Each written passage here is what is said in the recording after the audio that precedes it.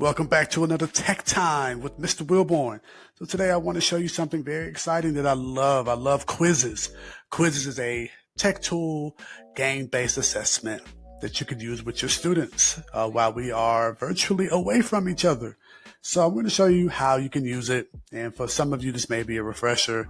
Some of you might be your first time ever using it. It's an awesome tool. So you go to log in, and you can log in with your Google account. And once you log in, it's the first thing you'll see. I just wanted to go over really quick how you can, how you can create your own quiz or even a lesson. That's a new feature. Create a lesson, instructor-led experience where slides and multimedia are combined with quizzes and poll questions. So you might want to take a look into that. You have your library. So when you start to look for your quizzes, you can start to create a library. You can also start to create collections. And what I would like to do is create collections for my grade levels. And then I can start moving those videos, not videos, my lessons and my game-based assessments into those folders. So for instance, if I clicked on this one,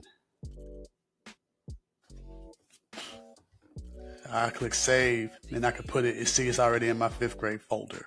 So just ways you can organize your quizzes as well. They have reports where after the students take their quizzes assessment, you can get a report and see how they did. And also you can add classes from your Google Classroom. So right there, update Google Classes. So you can have that happen as well. Or you can create your own class. So I'm going to show you really quickly how you can use Quizizz. So let's say we were looking for a particular type of quiz. You can type up here or down here as well. So I'm going to do place value. And it brings up all that they have underneath the word place value. And as you see, you have over 763,000 hits dealing with place value. So you can sort by most played, recent, and most relevant, by grade level, elementary, middle, high, university, and by subjects as well. And you can do more. Kind of check that out, the number of questions, things of that nature. So I'm going to make it more detailed. I'm going to make it for 3rd grade.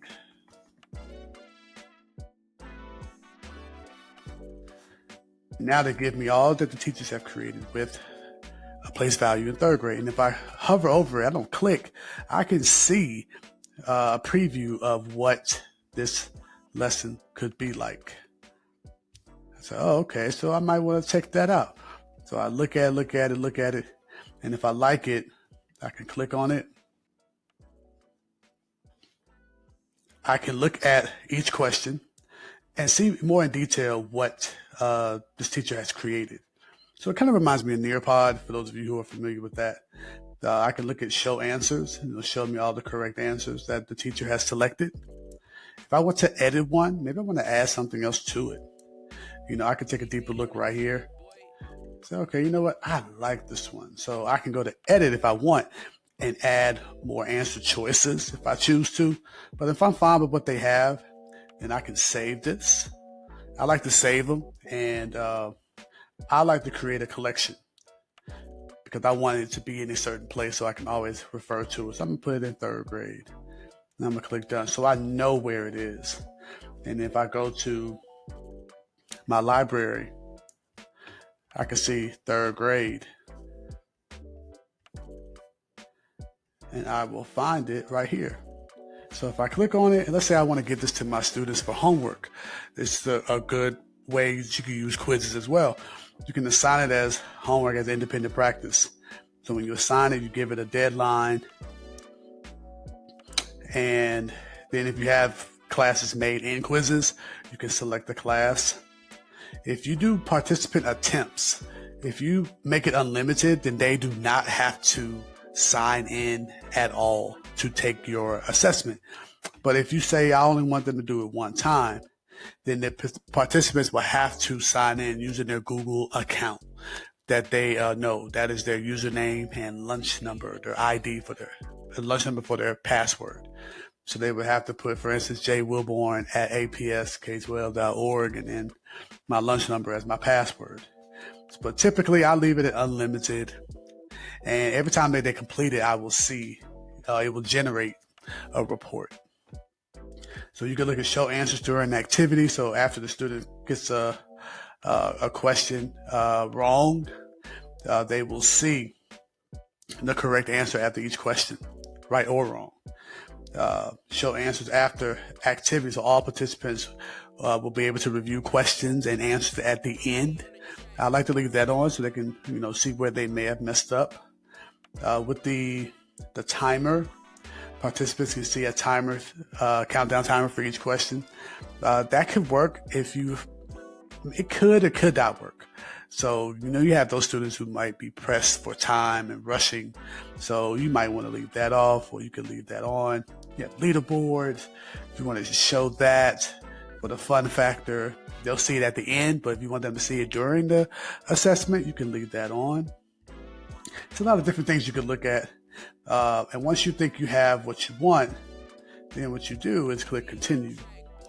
And now you can share this link into your Google Classroom. And once you put it in the Google Classroom, the students will have it. And now they can complete the assignment. So that is on the homework side. But let's just say you wanted to do it live. You want to do it with them while you're in the Zoom class with them or in Google Meet or whatever platform you're using for live lessons. If you click on Start a Live Quiz, you have an option for a classic. The classic is the student pace. They do it all by themselves without the teacher. They have a new one now called the instructor pace. So instructor pace is kind of, it reminds you of Nearpod. It reminds you of Kahoot, the classic Kahoot, where the teacher is leading the lesson. So the students cannot move on to the next question in the assessment until all students have answered. So you could look at those depending on what you're trying to do. Student pace seems to work really well for homework.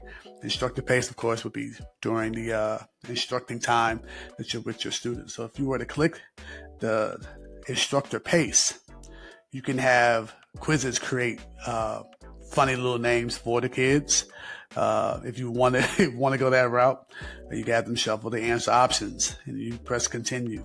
So what would happen is you will see this, and you would have the students type in this website, joinmyquiz.com, and that'll be their code. Or you can share the link. And when you share the link, you can drop that in your Google Classroom.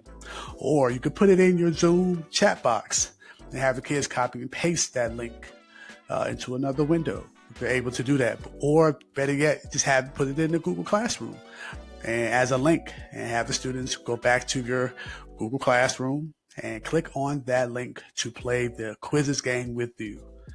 And that is pretty much how you can use Quizizz. So if you have any questions at all, how you want to use Quizizz in your classroom, and you need some help with that, please feel free to reach out to Mr. Wilborn at jwilborn@apsk12.org. Talk to you soon.